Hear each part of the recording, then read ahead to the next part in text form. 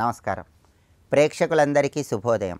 ఈనాటి శుభకర కార్తీకం అనే శీర్షికన కార్తీక మాసంలో వచ్చే ఆఖరి సోమవారం సందర్భంగా శివానుగ్రహం సంపూర్ణంగా కలగటానికి పాటించాల్సిన ముఖ్యమైన విధి విధానాలేంటో, కార్తీక బహుళ త్రయోదశి తిథి సందర్భంగా ఎలాంటి విధులు పాటిస్తే సమస్త శుభాలు చేకూరతాయో పరిశీలిద్దాం.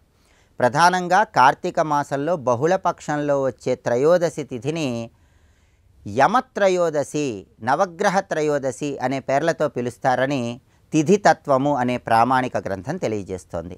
దీన్ని యమత్రయోదశి అనే పేరుతో ఎందుకు పిలుస్తారంటే, స్కాంద పురాణాంతర్గత వైష్ణవ ఖండంలో కార్తీక బహుళ త్రయోదశి నాడు తప్పకుండా యమదీపదానం ఇవ్వాలని చెప్పడం జరిగింది. యమదీపదానం అంటే ఏంటంటే, సంవత్సరం పాటు అపమృత్యు దోషాలు లేకుండా ఉండటానికి, గృహంలో సభ్యులందరికీ ప్రయాణాల పరంగా ఎలాంటి ఇబ్బందులు లేకుండా ఉండటానికి, ఇంట్లో ఉన్న సభ్యుల్లో ప్రతి ఒక్కరూ కూడా కనీసం 4 మట్టి ప్రమిదల్లో దీపాలు వెలిగించి, ఆ దీపాలు దక్షిణతో పాటు దేవాలయ ప్రాంగణంలో అర్చకులకు దానం ఇవ్వాలి. వీటినే యమదీపదానాలు అనే పేరుతో పిలుస్తారు. దానికి కారణం ఏంటంటే, స్కాంద పురాణాంతర్గత వైష్ణవ ఖండం ఏం చెప్తుందంటే, మృత్యునా పాశదండాభ్యాం కాలేనచ మయా సహా త్రయోదశ్యాం దీపదానాత్ సూర్యజః ప్రియతామితి. ఈ శ్లోకం స్కాంద పురాణం వైష్ణవ ఖండంలో ఉంది. అంటే ఈ శ్లోకంలో ఉన్న అర్థం ఏంటంటే, మృత్యునా పాశదండాభ్యాం కాలేనచ మయా సహా అంటే మృత్యుదేవత, పాశము, దండము, కాలపురుషుడు వీళ్ళందరితో పాటు సాక్షాత్తు యమధర్మరాజు కూడా త్రయోదశ్యాత్ దీపదానాత్ సూర్యజః ప్రియతామితి, సూర్యుడి కుమారుడైనటువంటి యమధర్మరాజు కూడా ఈ దీపదానం వల్ల ఆనందిస్తాడు అని చెప్పటమే ఈ శ్లోకంలో ఉన్న అర్థం. అంటే అపమృత్యు దోషాలు పోవటానికి, యమధర్మరాజును ప్రసన్నం చేసుకోవటానికి ఈ యమదీపదానం కార్తీక బహుళ త్రయోదశి సందర్భంగా గృహంలో ప్రతి సభ్యుడు తప్పనిసరిగా నిర్వహించాలి. అందుకే దీన్ని యమత్రయోదశి అనే పేరుతో పిలుస్తారు. అలాగే కార్తీక మాసంలో బహుళపక్షంలో వచ్చే త్రయోదశి తిథిని నవగ్రహ త్రయోదశి అనే పేరుతో కూడా పిలుస్తారని తిథితత్వం అనే ప్రామాణిక గ్రంథంలో చెప్పారు. అంటే ఈరోజు నవగ్రహాల దగ్గరకు వెళ్ళి ప్రదక్షిణలు చేస్తే సంపూర్ణంగా నవగ్రహ దోషాలన్నీ తొలగింపజేసుకోవచ్చు. నవగ్రహాలకు ప్రదక్షిణలు చేస్తూ నవగ్రహాల దగ్గర దీపారాధనలు నిర్వహించాలి. అలాగే నవగ్రహ ప్రదక్షిణలు పూర్తయిపోయిన తర్వాత నవగ్రహాల సంపూర్ణమైన అనుగ్రహం కలగటానికి ఆలయ ప్రాంగణంలో నవధాన్యాలు దానం ఇవ్వాలి.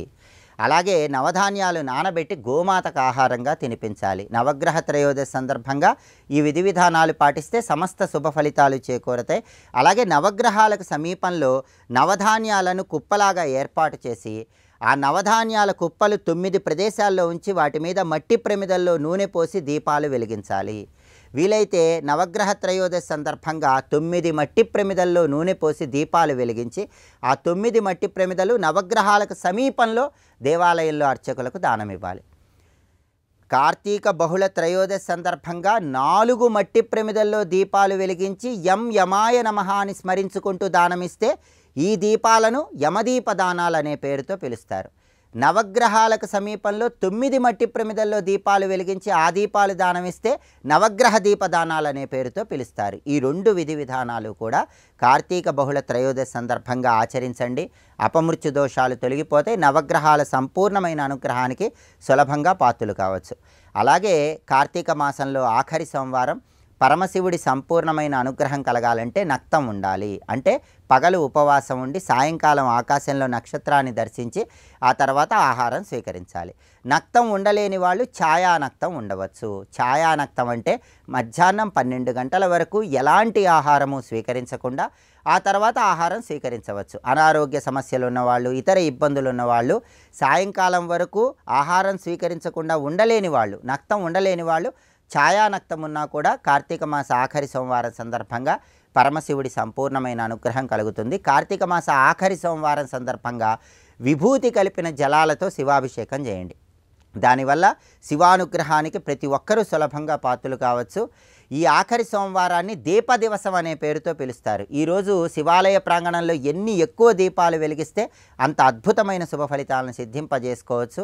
శివాలయంలో ధ్వజస్తంభం దగ్గర నందీశ్వరుడికి సమీపంలో ఈరోజు వీలైనన్ని దీపాలు వెలిగించండి. పరమశివుడి సంపూర్ణమైన అనుగ్రహానికి ప్రతి ఒక్కరూ సులభంగా పాత్రులు కండి. రేపటి శుభకర కార్తీకం అనే శీర్షికన కార్తీక మాసంలో బహుళపక్షంలో వచ్చే చతుర్దశి తిథి మంగళవారంతో కలిసి వచ్చిన సందర్భంగా కృష్ణ అంగారక చతుర్దశి సందర్భంగా ఎలాంటి విధి విధానాలు పాటించాలో, అలాగే కార్తీక మాసంలో వచ్చే మాస శివరాత్రి సందర్భంగా శివానుగ్రహం కోసం పాటించాల్సిన ముఖ్యమైన విధి విధానాలు ఏంటో పరిశీలిద్దాం. నమస్కారం.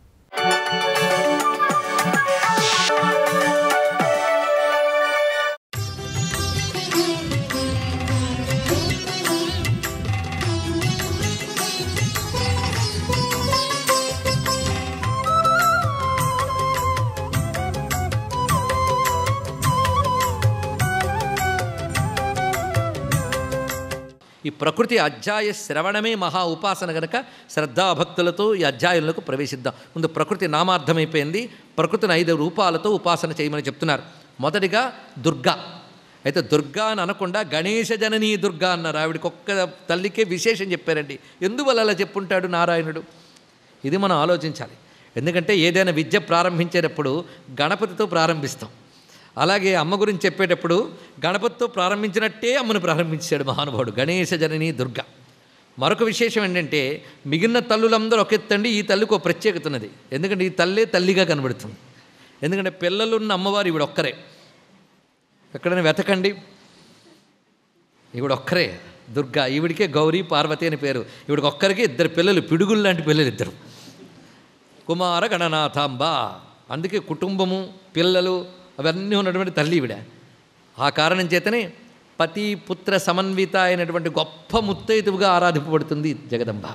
అందుకే గణేశ జననీ దుర్గా. ఇలా అనడంలో మరొక ప్రత్యేకత కూడా ఉంది. శంకరులు చెప్పినట్టుగా పిల్లలతో కలిపి కానీ చెప్తేట అమ్మకు మాతృవాత్సల్యం పొంగిపోయి మనల్ని మరింత అనుగ్రహిస్తుందిటండి. ఇది ఒక విశేషం. అందుకే గణేశ జననీ దుర్గా అనడంలో ఇంత ప్రత్యేకత చూపిస్తున్నారు. 2 మార్లు చెప్తాడు ఈ మాట. 2 మార్లు గణేష్ శబ్దం చెప్పాడు మహానుభావుడు. గణేశ మాతా దుర్గాయ అంటాడు దుర్గ గురించి చెప్పేటప్పుడు. ఇప్పుడు అందరినీ కలిపి చెప్పేటప్పుడు గణేష్ జననీ దుర్గా అన్నారు. రాధా తర్వాత తల్లి రాధ. కానీ ఇక్కడ క్రమంలో మనం ఎలా చెప్పుకుంటున్నా ఆ ప్రధానంగా వెళితే దుర్గా, సరస్వతి, లక్ష్మి, గాయత్రి, రాధ. ఈ గాయత్రికే సావిత్రి అని పేరు. ఈ విధముగా ఈ 5 రూపములు ఈ ప్రకృతిని నడిపేటప్పుడు అమ్మవారి 5 మూర్తులతో ప్రపంచానంతా నడుపుతున్నారు. ఇవి పూర్ణ రూపములు. పూర్ణ రూపములు అంటే సంపూర్ణ శక్తి స్వరూపాలు. ఒక్కొక్కటి కూడా దేనికదే సంపూర్ణం. ఇందులో ఏ ఒక్కటి ఎక్కువ తక్కువ లేదు. మీరు లక్ష్మీ ఉపాసన చేస్తే అందులో మిగిలిన 4 ఉన్నాయి. ఆ 4 మర్చిపోరాదు. అంత పరిపూర్ణం దేనికదే. అందుకే పరిపూర్ణ స్వరూపములు. పైగా ఈ ఉపాస్య రూపములు ఇవన్నీ కూడా సృష్టిలో ఇవి శక్తులుగా ప్రకటింపబడతాయి కానీ రూపాలుగా దర్శనమివ్వవు. శక్తులుగా ఉంటాయి లోకంలో. లక్ష్మి లేదా? లక్ష్మి లేదని ఎవడైనా అంటాడా? లక్ష్మి అంటే ఎవరు? ఐశ్వర్యం. హిందువులంటే ఎవరో కాదు, సృష్టిలో ఉన్న శక్తుల్ని దేవతలుగా ఉపాసించే వాళ్ళు హిందువులు. వాళ్ళు లేని వాటిని ఉపాసించట్లేదు, ఉన్న వాటిని ఉపాసిస్తున్నారు. ఇక్కడ ఉన్నవి తెలుసుకుంటున్నారు, తెలుసుకున్న దాన్ని సద్వినియోగపరుచుకుంటున్నారు, సమృద్ధి చేసుకుంటున్నారు. ఇది తెలుసుకోవాల్సింది. కనుక ఈ పంచశక్తులు ప్రపంచాన్ని నడిపేవి. ఎలాగైతే మనం ఒక పని చేసేటప్పుడు మనకి ఆ పని ఎలా చేయాలనే జ్ఞానం ఉండాలి. ఇది జాగ్రత్తగా అర్థం చేసుకుంటే తెలుస్తుంది. ఒక వంట వండేవండి, అదైతే సులభంగా అర్థమవుతుంది. ఏది చేసినా చేయకపోయినా ఇది చేస్తాం కనుక. ముందు ఆ వంట ఎలా వండాలి అనే జ్ఞానం ఉండాలి. 2 ఆ వంట వండడానికి కావలసిన సరుకు సామగ్రి సంపద ఉండాలి. 3 చెయ్యడం అనే శక్తి ఉండాలి. అవునా లేదా? అదేవిధంగా అది చేసి తినాలి అనే ప్రీతిభావం, పెట్టాలని ప్రీతిభావం, ఇవన్నీ ఉండాలి. అలా ఒక పని చేయడానికి మనకి ఉండాలి అంటే ప్రపంచం చేసేటప్పుడు పరమేశ్వరుడికి ఉండాలి కదా. అలాగే ఈ ప్రపంచం చేసేటప్పుడు పరమాత్మ ఏ జ్ఞానంతో ఈ ప్రపంచాన్ని చేస్తున్నాడో, ఆయన ఏ జ్ఞానంతో చేశాడో మనం అర్థం చేసుకోగలమా? సృష్టి ఆయన ఏ జ్ఞానంతో చేశాడో అర్థం చేసుకోగలమా? ఆ సూర్యుల్లో వెలుగుని ఎలా పెట్టాడు, ఆ టెక్నాలజీ ఏమిటి, ఆ నాలెడ్జ్ ఏమిటి, ఎక్కడి నుంచి తెచ్చాడు మనకు అర్థమవుతుందా? ఎంత అద్భుతమైన జ్ఞానం కనబడుతుంది ప్రపంచం అంతా మనకి. అలాగే మన శరీరంలో కూడా అప్రయత్నంగా కంటికి చూడగలిగే జ్ఞానం, చెవికి వినబడగలిగే జ్ఞానం, ఈ జ్ఞానంతో ప్రపంచాన్ని నడుపుతున్నాడు. పైగా ఎప్పుడు ఏది ఎక్కడ ఎలా నడపాలో అనే జ్ఞానం. ఇదంతా చూస్తే ముందు ఆ జ్ఞానానికి నమస్కారం చేయాలి కదా. కనుక పరమేశ్వరుడు యొక్క ఆ జ్ఞానానికే సరస్వతి అంటారు. ఇది తెలుసుకోవాలి. దృష్టిలో ఎన్నో ఐశ్వర్యాలు ఉన్నాయి. అయితే మనకైతే ఐశ్వర్యాలు బయట నుంచి రావాలి. పరమాత్మకి బయట వస్తువు ఒకటి లేదు. అంతర్బహిష్ట తత్సర్వం వ్యాప్య నారాయణ స్థిత అని బయట వస్తువు లేదు. అన్ని ఐశ్వర్యాలు ఆయన నుంచే రావాలి. కనుక ఆయన యొక్క ఐశ్వర్య శక్తి లక్ష్మి. ఇది తెలుసుకోవాల్సింది. అదేవిధంగా ఏ బలంతో ఈ ప్రపంచాన్నంతని నడుపుతున్నాడో ఆ ఇచ్ఛా జ్ఞాన క్రియారూపిణి అయిన మూలశక్తి అమ్మ దుర్గా అయిపోయింది స్పష్టంగా. ఆ శక్తి ఈ ప్రపంచాన్ని నడిపేటప్పుడు ప్రధానంగా ఎక్కడ పెట్టి నడుపుతోంది అంటే, ఉదాహరణగా మన భూమండలాన్ని చూస్తే ఈ భూమండలాన్నంతటి నడపడానికి ఆ పరాశక్తి, ఈశ్వరుని యొక్క పరాశక్తి ఎక్కడ కూర్చుని నడుపుతోంది? ఆవిడ ఆఫీస్ ఏది, కార్యాలయం ఏది అంటే ఆదిత్య మండలం. ఆ ఆదిత్య మండలంలో కూర్చుని ఈ ప్రపంచాన్ని నడుపుతుంది. ఆదిత్య మండలంలో ఉంటూ అందిస్తున్న ఆ శక్తే గాయత్రి అయినది. తర్వాత ఈ ప్రపంచంలో ఆయన జ్ఞానాన్ని మీరు ఎలా చూస్తున్నారో ఆయన ప్రేమను ఎలా చూడాలి. ప్రపంచమంతా ఆయన ప్రేమ వ్యాపించి ఉన్నది, అవునా లేదా? ఒక్కసారి పరిశీలించండి. ప్రేమ తప్ప ఏమున్నది? ఉదయాన్నే సూర్యుడు వస్తున్నాడు, ఎవరు పిలిస్తే వస్తున్నాడు? దాహం వేస్తే నీరు దొరుకుతుంది, తాగిన వెంటనే ఆరిపోతుంది దాహం. ఆ నీటికి దాహం తీర్చే శక్తి ఎవడిచ్చాడు? అలాగే ఈ సృష్టిలో ప్రతిదీ చూస్తూ ఉంటే ఆయనకి ఎంత ప్రేమ, ఎంత ప్రేమ. మీకు డబ్బు కడితే కానీ ఎవడు ఇంటికి లైట్ ఇవ్వడు, ఫ్యాన్ గాలి ఇవ్వడు, నీరు ఇవ్వడు, అవునా లేదా? కానీ మీరే డబ్బు కట్టకుండానే ఎంత నీటిని, ఎంత గాలిని, ఎంత వెలుగుని పరమాత్మ ఇచ్చాడంటే దేనివల్ల ఇచ్చాడు? ప్రేమ వల్ల ఇచ్చాడు. అందుకే సృష్టిలో మీరు చూస్తే ప్రతి అణువునా కనబడుతున్నది పరమేశ్వరుని యొక్క ప్రేమ, ప్రేమ, ప్రేమ, ప్రేమ, మరొకటి లేదండి. ఆ కారణం చేతనే అన్బే శివం అంటారు తమిళంలో. ప్రేమయే శివుడు, ఇంకోటి ఉందా? కనుక అమ్మవారంటే ఎవరు? ఆ శక్తి అంటే ఎవరు? ప్రేమరూప ప్రియంకరి. ఆవిడ ప్రేమరూపణ అయ్యి ఉంటూ ప్రియం చేస్తోంది ఆ తల్లి. ఎదురుగా తినడానికి ఇష్టమైన వస్తువుని పెట్టింది, తింటే రుచి తెలిసే నాలికకి ఆ శక్తినిచ్చింది, అరిగించే శక్తి జఠరాగ్నికి ఇచ్చింది. ఇలా అమ్మ ప్రేమయే ప్రపంచమంతా శక్తి రూపంగా వ్యక్తమవుతున్నది కనుక ప్రేమరూప. ఇప్పుడు 5 చూడండి. సృష్టి చేసే జ్ఞానము సరస్వతి, సృష్టికి అనువైన ఐశ్వర్యము లక్ష్మి, అలాగే సృష్టికి కావలసిన పటుత్వము దుర్గా, ఆదిత్య మండలాంతర్వర్తి అయిన తేజస్వరూపము గాయత్రి, సృష్టి యందు వ్యాపించిన ప్రేమ రాధాదేవి. ఇవి 5 ఇక్కడ. సర్వం శ్రీ జగన్మాతృ చరణారవిందార్పణమస్తు. స్వస్తి.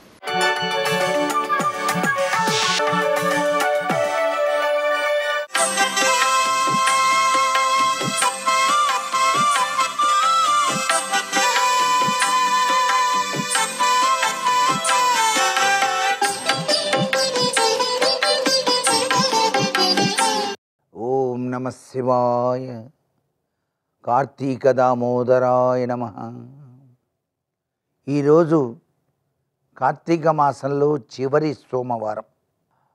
సోమశేఖరుడు వివిధ రకాలైనటువంటి అభిషేకాలు, స్వామివారు చక్కగా అభిషేక ప్రియుణ్ణి గనక అభిషేకించినట్లయితే జన్మ ధన్యమైపోతుంది. ఖర్జూర పళ్ళ రసంతో ఎవరైతే అభిషేకం చేస్తారో వాళ్ళకి శత్రుబాధలు అనేటువంటివి అసలు ఉండనే ఉండవు. కస్తూరితో అభిషేకం చేస్తే చక్రవర్తిత్వం వచ్చి తీరుతుంది, అధికార యోగం పట్టి తీరుతుంది, అధికార పదవులు వచ్చి తీరుతాయి కస్తూరితో అభిషేకం వల్ల. మనకు శాస్త్రంలో చెప్పినన్ని కూడా రహస్యాలు ఇవి.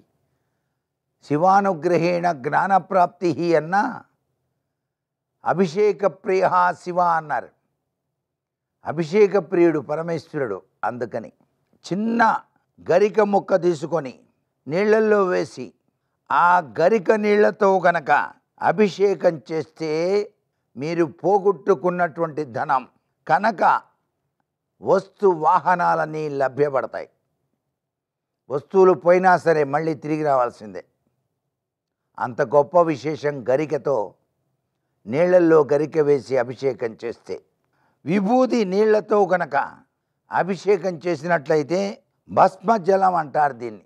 ఇలా అభిషేకం చేయటం వలన సమస్త పాపాలన్నీ కూడా భస్మీపటలమైపోతాయన్నమాట. కొబ్బరి బొండం నీళ్లు, ఆ కొబ్బరి బొండం నీళ్లతో అభిషేకం చేస్తే సర్వ సంపదల్ని కూడాను పొందవచ్చు అంటోంది శాస్త్రం. బిల్వదళాలు, రుద్రాక్షలు ఈ రెండూ కూడా కలిపి వేసినటువంటి నీటితో అభిషేకం చేస్తే తరగని సంపద కలిగి తీరుతుంది ఈ శివాభిషేకం వల్ల. బిల్వదళాలు, అలాగే రుద్రాక్ష, రుద్రుని యొక్క అక్షి రుద్రాక్ష, రుద్రుని యొక్క కన్నీటి నుంచి దారి భూమిలో పడ్డది, అవే రుద్రాక్ష చెట్లైనవి. అటువంటి రుద్రాక్షలు నీటిలో వేసి స్వామివారికి అభిషేకం చేయాలి. ఏకముఖి రుద్రాక్ష వేసి అభిషేకం చేస్తే తరగని సంపదతో తొలతూపుతారండి ఎవరైనా సరే. సర్వే జనా సుఖినో భవంతు.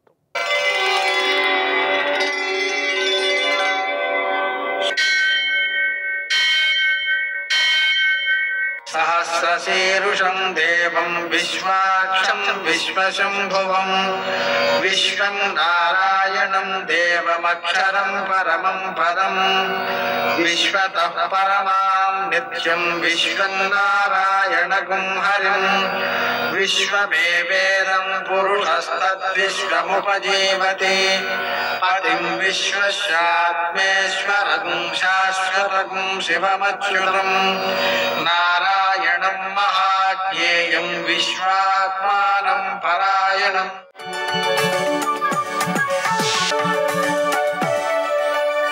సూర్యశౌర్యమథేందురింద్రపదవీ సన్మంగళం మంగళం. మృత్యుంజయాయ రుద్రాయ నీలకంఠాయ సంభవే అమృతేశాయ సర్వాయ మహాదేవాయ తే నమః. నేటి కాలమాన విశేషాలను గమనిద్దాం. స్వస్తి శ్రీ చాంద్రమాన విశ్వావసనామ సంవత్సరం దక్షిణాయనం శరదృతువు కార్తీక మాసం కృష్ణపక్షం సోమవారం. సూర్యోదయం 6:26 సూర్యాస్తమయం 5:36. తిథి త్రయోదశి పూర్తిగా ఉంది. నక్షత్రం చిత్తా నక్షత్రం తెల్లవారుజామున 5:01 వరకు. వర్జం మధ్యాహ్నం 11:07 నుంచి 12:55 వరకు. దుర్ముహూర్తం మధ్యాహ్నం 12:23 నుంచి 1:08 వరకు. మరల మధ్యాహ్నం 2:37 నుంచి 3:22 వరకు. అమృతకాలం రాత్రి 9:51 నుంచి 11:39 వరకు. రాహుకాలం సోమవారం కాబట్టి ఉదయం 7:30 నుంచి 9 గంటల వరకు. అష్టకౌరుకరీత్యా శుభప్రదమైన సమయం ఉదయం 7 గంటలకి. నేటి విశేషం సోమవారం, కార్తీక సోమవారం. ఈ కార్తీక సోమవారం సందర్భంగా విశేషించి త్రిద్యస్పృక్ కూడా ఉంది. అంటే అర్థం ఏమిటి? త్రయోదశి సూర్యోదయానికి ముందు నుంచి ఉంది, రేపటి సూర్యోదయం తర్వాత కూడా ఉంది. అలా ఒక తిథి 3 రోజుల్ని స్పృశిస్తోంది. ఈ రోజున చేసేటువంటి పుణ్యకార్యాలు చాలా అద్భుతమైన అక్షయమైన ఫలితాన్ని ఇస్తాయి. అయితే ఇలా త్రిద్యస్పృక్ కానీ ఒకే రోజున 3 తిథులు రావడం కానీ ఇలాంటివి శుభ కార్యక్రమాలకి మంచివి కావు, కానీ పుణ్య కార్యక్రమాలకు మాత్రం అత్యద్భుతమైన ఫలితాన్ని ఇచ్చేటువంటివి. అలాగనే ఈరోజు ప్రదోషం కూడా ఉందండి. కాబట్టి సూర్యోదయానికి ముందే కార్తీక స్నానం చేయడం, దానాలు చేసుకోవడం, సూర్యాస్తమయం తర్వాత 1:12 సమయంలో ప్రదోషకాల పూజ చేయడం, కార్తీక మాసం కాబట్టి స్నానము, దానము, దీపదానం చేయడం చాలా మంచిది. అలాగనే ఆకాశ దీపం పెట్టడం ఇంకా చాలా మంచిది. ప్రదోష పూజ ఎలాగా ఉంది కాబట్టి నక్తవ్రతాన్ని ఆచరించినట్లయితే, రోజు ఆచరించలేకపోయినా ఈరోజు తప్పనిసరిగా ఆచరించినట్లయితే, ప్రదోషకాల పూజ కూడా సక్రమంగా చేసుకుని ఉపవాసంతో తర్వాత నక్షత్రోదయం అయిన తర్వాత భోజనం చేసినట్లయితే దానివలన నక్తవ్రతాన్ని ఆచరించినట్లు అవుతుంది, ప్రదోష వ్రతాన్ని కూడా ఆచరించినట్లు అవుతుంది. విశేషించి సోమవారం కూడా కాబట్టి ఇంకా ప్రీతికరం. సోమవారం ప్రదోషం కలిసిందంటే ఒక అద్భుతం అన్నమాట. అయితే సోమవారం ఇది చివరి సోమవారం. తక్కిన సోమవారంలో ఆచరించినా ఆచరించకపోయినా మర్చిపోయినా లేకపోతే కార్యాంతరాల్లో మగ్నమైపోయినా ఈ వారాన్ని వదిలిపెట్టకుండా ఆచరించుకోవడం చాలా అవసరం. ఉపవాసం చేయవచ్చు, లేదా ఏకభుక్తం చేయవచ్చు, లేదా ప్రదోష వ్రతంతో కలిసి వచ్చేటట్లుగా నక్తవ్రతం చేయవచ్చు. నువ్వుల దానం చేయడం అద్భుతమైన ఫలితాన్ని ఇస్తుంది. అదేవిధంగా అయాచిత వ్రతం కూడా చేయవచ్చు. అంటే ఎవరైనా ఏదైనా మనం ఏమైనా అడగకుండా పెట్టినట్లయితే తినడం, ఇంకేమీ తినకుండా ఉండడం అనేది అయాచిత వ్రతం, అదైనా చేయవచ్చు. ఈ విధమైనటువంటి ఆచరణ ద్వారా సోమవార వ్రతాన్ని మనం ఆచరించినట్లు అవుతుంది. నేటి ఆణిముత్యాలు.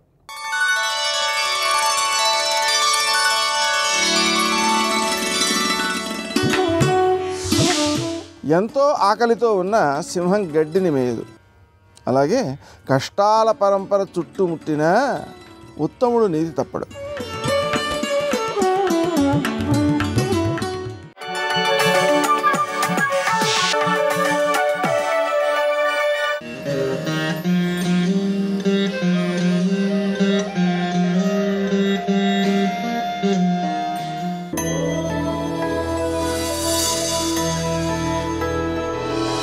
పురాణ కాలంలో ఇది అవంతిపురం పేరుతో ప్రసిద్ధి చెంది మోక్షాన్ని ప్రసాదించే 7 పట్టణాలలో ఒకటిగా అలరారింది.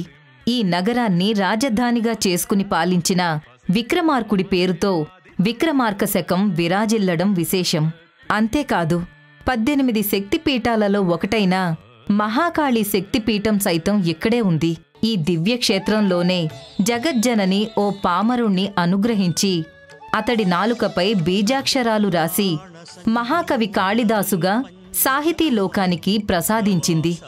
ద్వాపర యుగంలో బలరామ శ్రీకృష్ణులు విద్యలు అభ్యసించిన సాందీపని మహర్షి ఆశ్రమం ఇక్కడే అంకపట్ట ప్రాంతంలో అందమైన సరస్సు ఒడ్డున యాత్రాస్థలంగా ప్రాముఖ్యాన్ని సంతరించుకుంది. అదేవిధంగా అంగారక గ్రహం జన్మించిన మంగళనాథ ఆలయం కూడా ఈ ఉజ్జయిని నగరంలోనే ఉంది. శివపురాణం ప్రకారం ఒకప్పుడు బ్రహ్మ విష్ణువుల మధ్య ఎవరు అధికులు అనే విషయమై చర్చ మొదలై అది కాస్త వివాదంగా మారింది.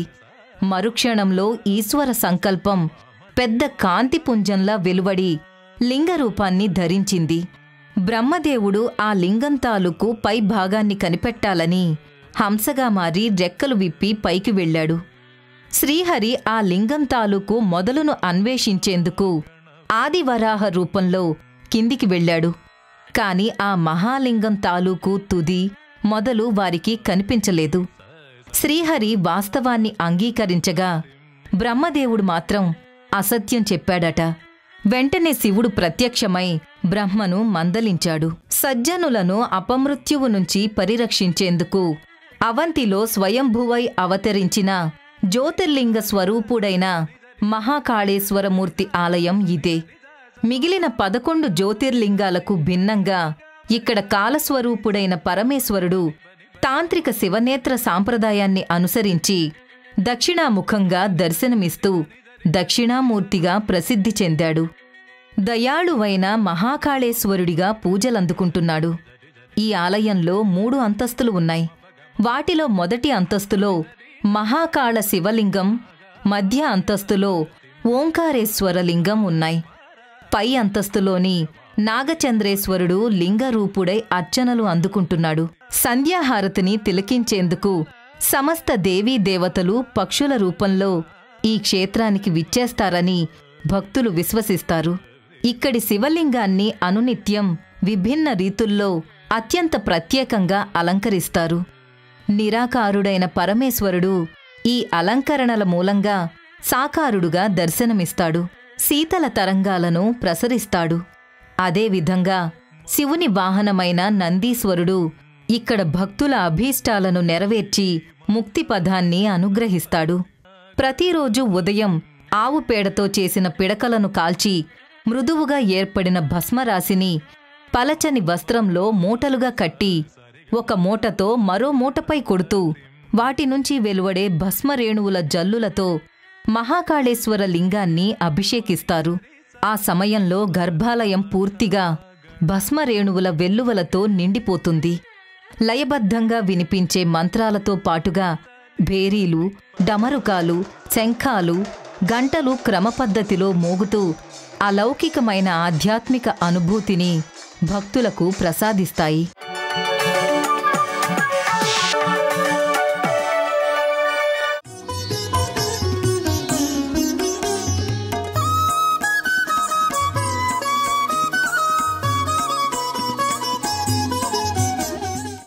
కాశీపురాధీశ్వరి అన్న శంకరాచార్యులు వారే కైలాసాచల కందరాలయకరి అంటారేమిటి? మరి ఈ నామాన్ని ఎలా చెప్పడం? మరి మీరే కదండి ఉపన్యాసాలు మొదలెట్టినప్పటి నుంచి కాశీపురాధీశ్వరి మీరు అంటున్నారు, ఆవిడ అన్నపూర్ణ అన్నారు, కాశీలో ఉందన్నారు, మాతో రోజు చెప్పిస్తున్నారు. ఇప్పుడేమో కైలాసాచల కందరాలయకరి, ఆవిడ కైలాస పర్వతంలో గోలో ఉందంటున్నారు, శంకరాచార్యులు వారు అన్నారంటున్నారు. ఎలా సమన్వయం అంటే మీరు ఒక్కటి బాగా పట్టుకోవాలి. అందులో ఆవిడ కాశీలో ఉంది, కైలాసాచల కందరాలయకరి అక్కడ ఉంది, 2 చోట్ల ఉంది. అంటే ఎన్ని చోట్లైనా ఉంటుంది, అంతటా ఉంటుంది. అంతేనా దాని అర్థం? ఒక్క చోటే ఉంటుందన్నాను అనుకోండి, అంతకన్నా దాటలేడు ఓ పరిమితితో ఉన్నవాడు. అక్కడే కాదు ఇక్కడ ఉంటాడు. అంటే అక్కడ ఇక్కడ ఉండగలిగితే ఎక్కడైనా ఉంటాడు, అంతటా ఉంటాడు. అంతేనా కదా? అంతే అయినప్పుడు ఈ రెండే చెప్పి మరి మూడోదేది లలితా సహస్రంలో చెప్పలా? చంద్రమండల మధ్యగా, చంద్రమండలం మధ్యలో ఉందని చెప్పలా? వ్యాసుడు చెప్తే ఒకటి, శంకరులు చెప్తే ఒకటినా? వ్యాసుడు కనబడితే శంకరాచార్యులు వారు నమస్కారం చేశారు. మణిద్వీపంలో ఉందని చెప్పలా? మేరు పర్వతం మీద ఉందని చెప్పలా? మేరు శిఖరం మీద ఆవిడ ఉంటుంది అని చెప్పి లలితా సహస్రనామ స్తోత్రంలో ఉందా లేదా? మరి ఆవిడ మేరు శిఖరం మీద ఉంది, చంద్రమండలంలో ఉంది, మణిద్వీపంలో ఉంది, సుధా సింధోర్మధ్యే అని శంకరాచార్యుల వారే ఒక శ్లోకంలో చెప్పారా లేదా? సౌందర్యలహరిలో అమృత సముద్రం మధ్యలో మణిద్వీపంలో ఆవిడ ఉంది అని చెప్తున్నారు.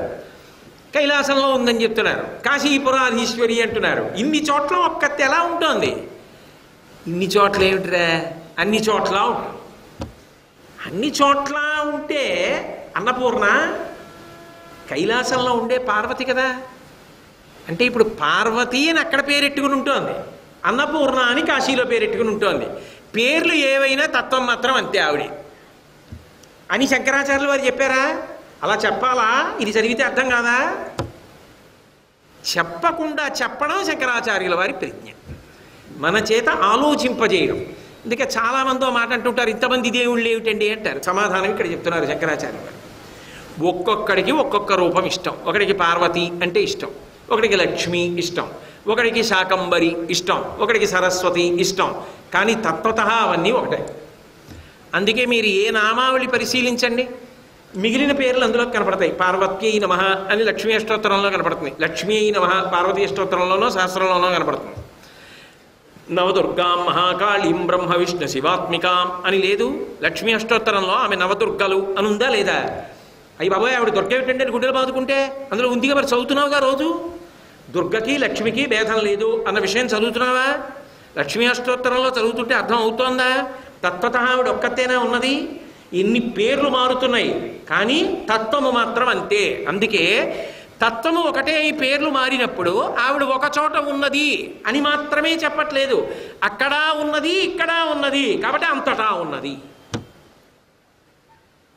అసలు నిజానికి అంతటా ఉన్నది అన్నప్పుడు కాశీలోనూ చంద్రమండల మధ్యగా మణిద్వీపంలోనూ సుధా సింధూర్ మధ్య ఇవే కాదు, నాలో ఉన్నది, మీలో ఉన్నది, అందరి కదలికలలో ఉన్నది. సర్వం శ్రీ ఉమామహేశ్వర పరబ్రహ్మార్పణమస్తు. స్వస్తి.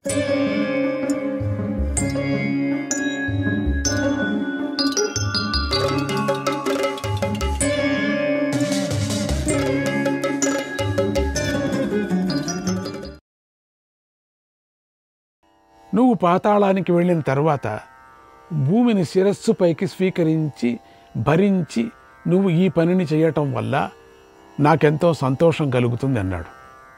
అదంతకదే నీ తల మీద వచ్చేస్తుంది, ఎవరు పెట్టాల్సిన పని లేదు, పెట్టి తీసి పెట్టేది కాదు ఇది. ఇక్కడ బ్రహ్మకు అదే కలిగింది.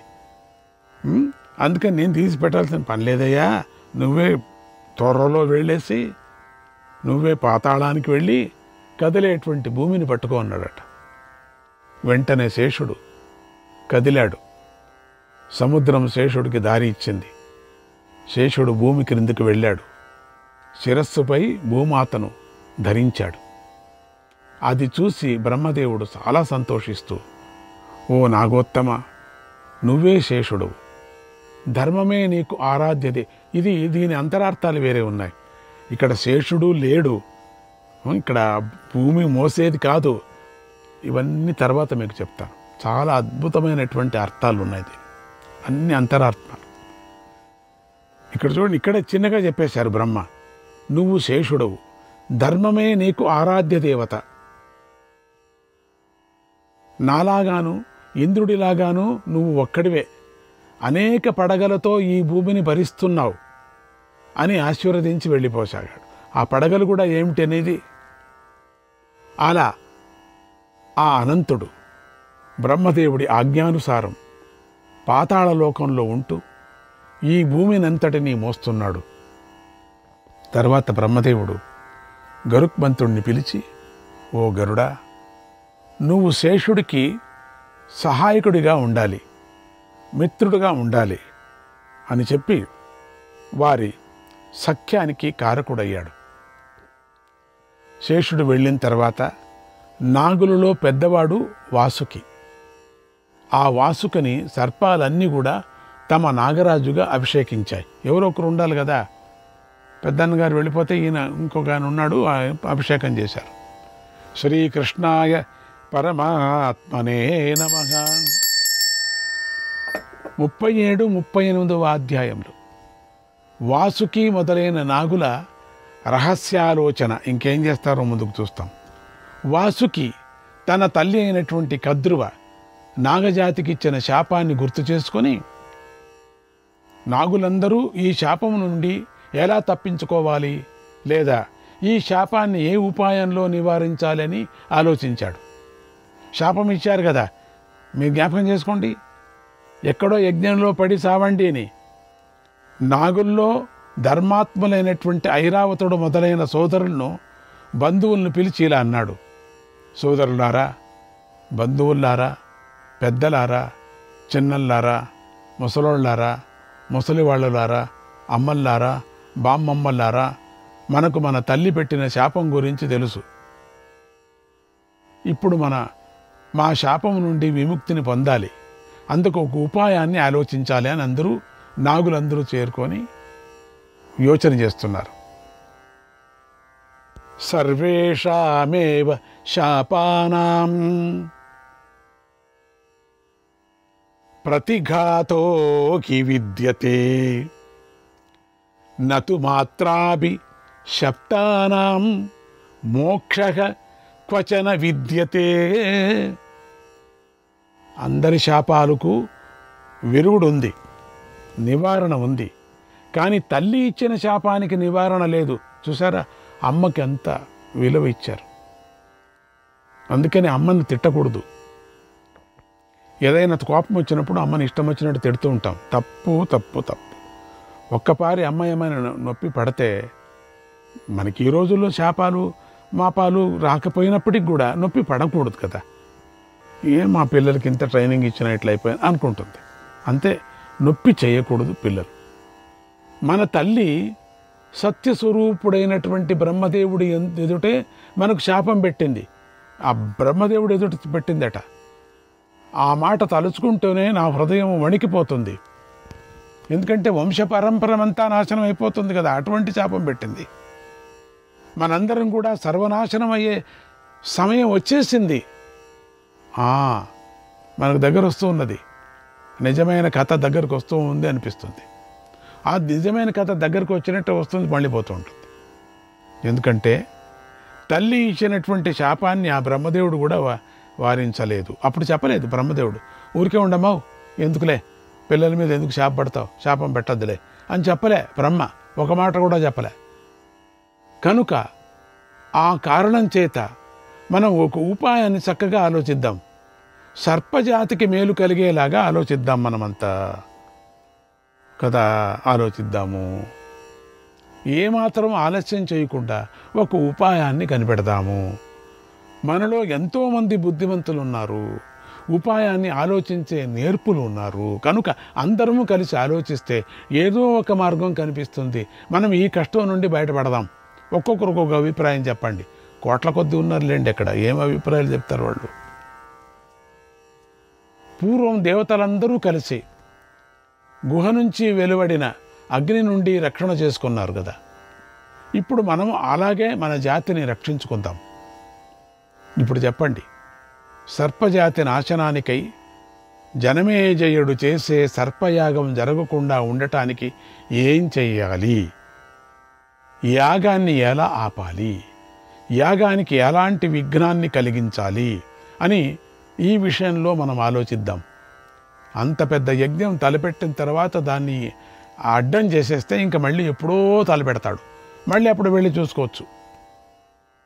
కానీ ఇది పర్మనెంట్ ఉపాయం కాదు అనుకున్నారు. ఒక మార్గాన్ని కనిపెడదాం. మనము విఘ్నం చేయవచ్చు, కానీ వాళ్ళు వదలరే. జనమేజయుడు మళ్ళీ చేస్తాడు, మళ్ళీ మనం వెళ్ళాలి. ఇదే పనే. అందుకని ఒక పర్మనెంట్ సొల్యూషన్ కనిపెట్టుకోవాలి అని ఒక పెద్ద ఆయన చెప్తాడు, లేచి నిల్చొని తోకపైన ఎత్తుకొని. అప్పుడు అందరూ వాసుకి మాటలు ఒప్పుకొని ఆలోచించారు. ముందుగా కొందరు తమ ఆలోచనలు ఇలా చెప్పారు, ఒక్కొక్కరు చెప్పుకొని వస్తున్నారు. మీరు చెప్పండి పెద్దోళ్ళు, మీరు చెప్పండి పెద్దోళ్ళు, చిన్నోళ్ళు. నాగరాజా, మనం బ్రాహ్మణులుగా జనమేజయుడి వద్దకు వెళ్ళి యజ్ఞం జరిపించవద్దు అని యాచిద్దామన్నారు. వేషం వేసుకొని మరికొందరు మనలో మహాపండితులుగా ఉన్న వారిని ముందుగా మనం పెట్టుకొని ఆ రాజు వద్ద మంత్రులుగా చేరుదాం, అంత కుతంత్రం చేసుకుందామని. కొంతమంది బ్రాహ్మణ వేషం వేసుకొని అక్కడికి వెళ్ళి నువ్వు యజ్ఞం చేస్తే నీకు అపశకనం జరుగుతుంది నాయన అని చెప్తామని కొందరు. ఇంకొంతమంది వాళ్ళ ఆ రాజ్యంలోనే చేరుకుందాం, మంత్రులుగా చేరుదాం, విశ్వాసపాత్రులు అమ్ముదాం. ఆ తర్వాత ఆయన కార్యసిద్ధి కోసం మనలను సలహా అడిగినప్పుడు యజ్ఞం చేయవద్దయా అని సలహా ఇచ్చి నివారించుదాం. ఎంత బాగుంది కదా. మనలోని బుద్ధివంతులందరము యజ్ఞం వద్దు, యజ్ఞం వద్దు, యజ్ఞం వద్దు అని చెబుదాం. ఏవో కారణాలు చూపిస్తూ అనేక దోషాలు ఉన్నాయని చెప్పి సర్పయాగం జరగకుండా చూద్దాం. లేదా ఒక పని చేద్దాం, యాగాన్ని చేసే పండితుడిని కాటు వేద్దాం. ఇంకేం చేస్తాం, మనం చంపేస్తాం. ఒక్కడు చెప్పాడు, చిన్న బుల్లోడు పాము, అతడు చనిపోతాడు, యాగం ఆగిపోతుంది. అప్పుడు యాగశాలలో సర్పయాగాన్ని చేయించే పండితులు ఇంకెవరైనా ఉంటే వారిని కూడా కరిచి చంపేద్దాం, అది ఎంతసేపు అని రకరకాలైన సలహాలు ఇచ్చారు అన్న చిన్న వాళ్ళందరూ కూడా. ఆ నాగుల్లో కొంతమంది దయాళులు ధర్మాత్ములు ఉన్నారు చూడండి, అది వేరే. వారు ఈ మాటలు విని ఈ ఆలోచన ఎప్పటికి కూడా మంచిది కాదయ్యా, చి ఏంటి ఆలోచన, చంపేస్తావు, వాళ్ళకే మంత్రాలు యంత్రాలు రావనుకున్నావా, పట్టి మమ్మల్ని చంపిపారేస్తారు వాళ్ళు, అవన్నీ సరిపోదులే. బ్రాహ్మణులను చంపటం మంచిది కాదు, మహాపాపం చుట్టుకుంటుంది తెలుసా. సమ్యక్ సద్ధర్మ మూలావై వ్యసనే శాంతిరుత్తమా అధర్మోత్తరతానామ కృష్ణం వ్యాపాదయే జగత్. ఆపద సమయంలో ప్రశాంతంగా మంచి ఆలోచన చేయాలి, ఉత్తమ ధర్మాన్ని అనుసరిస్తూ ఆలోచించాలి. కష్టాలు పోగొట్టుకోవాలని ఒకదాని తర్వాత మరొక అధర్మాన్ని ఆచరిస్తే మాత్రం ప్రపంచమే నాశనమైపోతుంది. మళ్ళీ తప్పించుకోవటం కష్టం. ఒక తప్పుకు మూసుకోవటానికి రెండో తప్పు, దాన్ని చేసుకోవటానికి ఇంకొక తప్పు, దాన్ని చాలామంది అట్లా చేస్తుంటారు. ఒక అబద్ధం మూసిపెట్టడానికి ఇంకొక అబద్ధం ఆడతారు, ఆ అబద్ధం మూసిపెట్టడానికి ఇంకొక అబద్ధం, ఒక అప్పు చేసి దాన్ని తీర్చడానికి ఇంకొక అప్పు తెస్తారు ఇంకా ఎక్కువ వడ్డీ ఇచ్చి, ఆ అప్పు తీర్చి ఇంకొక దీనికన్నా ఇంకొక వడ్డీ ఇచ్చి తీసుకొస్తూ ఉంటారు.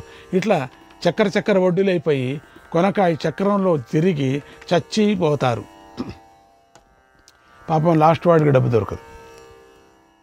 అట్లనే ఇది కూడా అంతేనే. ఒక అధర్మం చేయబోయి ఒక అధర్మాన్ని మూసుకోవటానికి ఇంకొక ధర్మం, దాన్ని కప్పిపుచ్చుకోవటానికి ఇంకొక అధర్మం. బాగుందా? బాలేదు. పిల్ల కుర్రవాళ్ళంతా నిలిచి కూర్చోండి, కరిచి చంపుతాను పనే అని మీకు వచ్చి కరిచేది ఒకటే వచ్చు, మీకేం రాదు. అప్పుడు మరికొందరు నాగులు, మనం కామరూపలం కదా, ఎందుకంటే అది నిజం కదా, వాళ్ళకి ఆ వరం ఉంది కదా, కోరిన రూపం మనకు వస్తుంది కదా, కనుక మెరుపులతో కూడినటువంటి మేఘాలుగా మారిపోయి యజ్ఞగుండం మీద వర్షిద్దాం, అప్పుడు యజ్ఞం ఆగిపోతుంది. అంతే కదా, వర్షం కురిపిస్తాం. యజ్ఞంలో ఉపయోగించే సురుక్కులు, సురువాలు, పాత్రలను రాత్రి సమయంలో దొంగతనం చేసేద్దాం, అప్పుడు యాగానికి విఘ్నం కలుగుతుంది. యాగం ఏం పాత్ర లేకపోతే యజ్ఞం చేయలే, యాగం ఆగిపోతుంది. అంతేకాకుండా యజ్ఞానికి వచ్చిన వారందరినీ మనం అక్కడక్కడే ఆ రూముల్లో పడుకుంటారు కదా, అక్కడక్కడే ఖర్చు పెడతాం. అప్పుడు యజ్ఞం ఎట్లా జరుగుతుంది అనే భయం మనకు ఉండదు కదా. లేదా ఇంకొక పని చేద్దాం, ఒక్కొక్కరు కూడా చెప్తున్నారు. ఇంకొందరు నాగులు, మేము చెప్పే ఉపాయం బాగుంటుంది, ఆలోచించండి, మనమే యజ్ఞం చేయించే పండితులమే పోదాం అంతే. రాజుగారు దక్షిణ ఇచ్చే సమయంలో యజ్ఞాన్ని ఆపండి అని కోరుకుందాం అంతే. అప్పుడు రాజుగారు మన కోరిక తప్పకుండా తీరుస్తాడు. చేసేది లేదుగా యజ్ఞాన్ని ఆపు చేస్తాడు అని కొనాలో ఒకటి చెప్పాడు ముసలోడు. మరికొందరు నాగులు అసలు జనమేజయుడు స్నానం చేసే సమయంలో అతన్ని బంధించి వేస్తే సరిపోతుంది, యాగం ఆగిపోతుంది అన్నారు. చుట్టుకుందాం, నదిలో వెళ్ళి చుట్టేసుకుందాం, చిత్రమైన నాగులు అయిపోవచ్చు కదా మనం. అప్పుడు నాగుల్లో పండితులమని భావించుకునేవారు ఇలా అన్నారు, మీ సలహా బాగుంది, అతన్ని బంధించి తెచ్చినప్పుడు కాటు వేసి చంపేద్దాము, జనమేజయుడు లేకపోవటంతో యాగం అంతా ఆగిపోతుంది కదా, యజ్ఞమే ఉండదు కదా, మన పని పూర్తి అవుతుంది, మన గండం తొలగిపోతుంది అన్నారు. మాటికి కరుస్తాం, చంపుదాం దీంట్లో ఉన్నారు వాళ్ళంతా.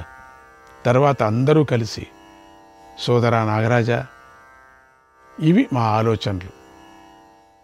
ఏం ఆలోచనలో మావి ఎంత, ఇవి నీకు ఇష్టం లేకపోతే నీ ఆలోచన ఏమిటో చెప్పవయ్యా, మా ఆలోచన ఎందుకు వదిలే, ఇష్టం వచ్చినట్టు చెప్తున్నాం మేము, చాలిక.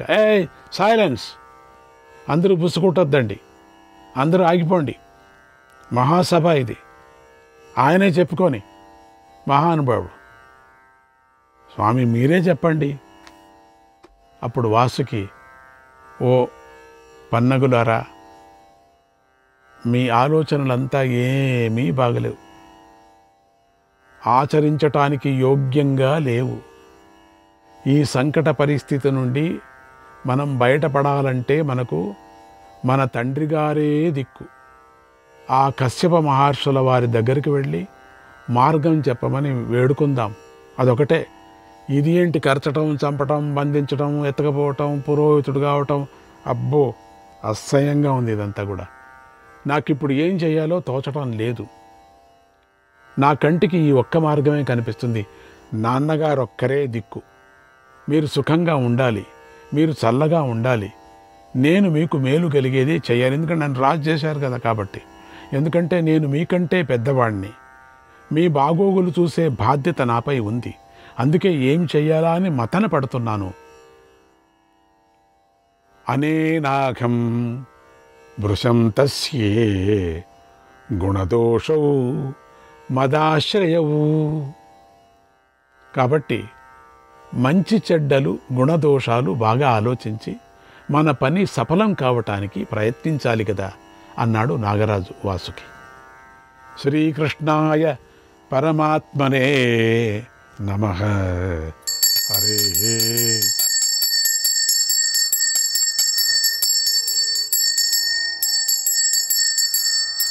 చెప్పండి. నారాయణం నమస్కృత్య నరం చైవ నరోత్తమం దేవీం సరస్వతీం వ్యాసం తతో జయముదీరయేత్. హరే కృష్ణ నారాయణ. శ్రీకృష్ణాయ పరమాత్మనే నమః.